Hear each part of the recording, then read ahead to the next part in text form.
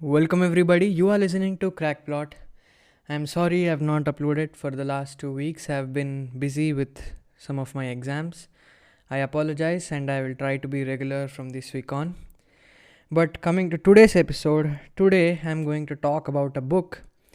It's one of my all-time favorite books. It's written by one of my favorite authors, and whenever somebody asks for a recommendation, this book is always on the list. The book I am going to talk about today is Magpie Murders, written by Anthony Horowitz. Well, first things first, Anthony Horowitz is one of my favorite authors, if not my favorite author. I really love his work. I can't talk about him much in this episode because there's a lot I want to talk about the book itself, so I'm really pressed for time. So I'll probably make an episode about Anthony Horowitz himself, a separate episode sometime soon. But he's a really great guy. Check out his work if you haven't. Now, coming to the book. A whodunit or a murder mystery, the classic detective fiction story, is my favorite literary genre of all time. I grew up reading Sherlock Holmes and watching shows like The Mentalist, Poirot, Sherlock and all these, and I really love a good murder mystery. And Magpie Murders is a whodunit. It's a very comforting and yet a very unique read, and what sets Magpie Murders apart from all the other murder mystery novels of today is its structure. Now I need some time to talk about the structure of this book. Try to keep up. So here it is. The book starts with Susan Ryland, who is our protagonist, who works as an editor at a publishing company. She receives the manuscript of a novel called Magpie Murders, written by an author, Alan Conway.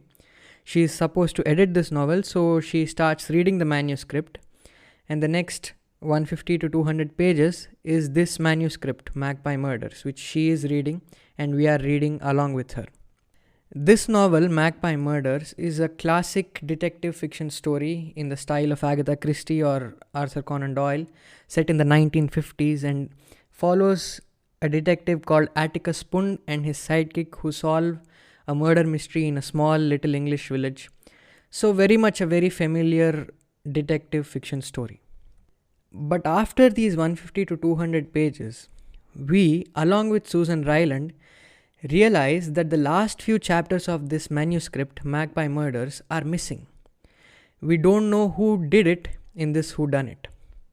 And she also gets to know that the author of Magpie Murders, Alan Conway, was murdered.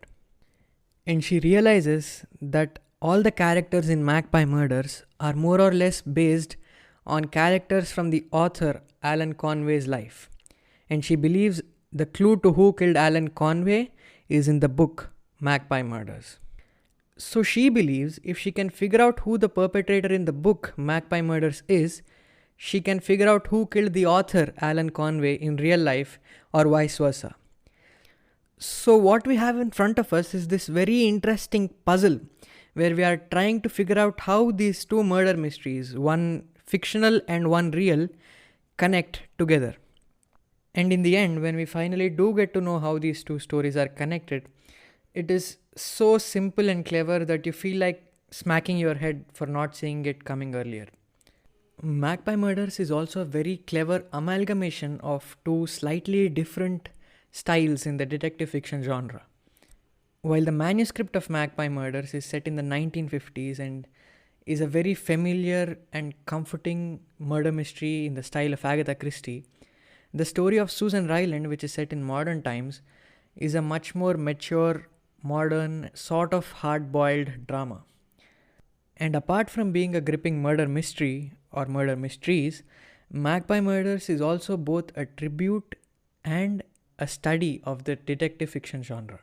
The manuscript of Magpie Murders, which tells the story of Atticus Pund, is a tribute to Agatha Christie and her style of murder mystery writing.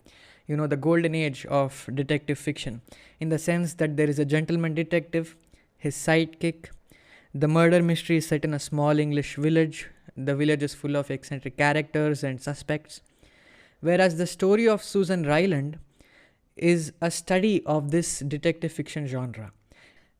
There are conversations about why detectives need to have sidekicks, how the authors mislead their readers, or why all of these murder mysteries were set in small English villages, or even the relationship between an author and his characters. So, apart from being a very good murder mystery, you also get the sense that it's being very self aware. There has even been a sequel to Magpie Murders called Moonflower Murders, which came out late last year, and it follows a similar template of connecting two murder mysteries, one fictional and one real, and it's really good. There might even be more in the series with a similar template, and there has even been talk of a TV series based on Magpie Murders coming soon. In the end, Magpie Murders is a very new, unique, interesting, and engaging take on the detective fiction genre. It is both familiar and fresh at the same time, and if you're a murder mystery fan like myself, you're going to have a blast with it. So, do read Magpie Murders if you haven't. Thank you for tuning in. Good night and have a wonderful week ahead.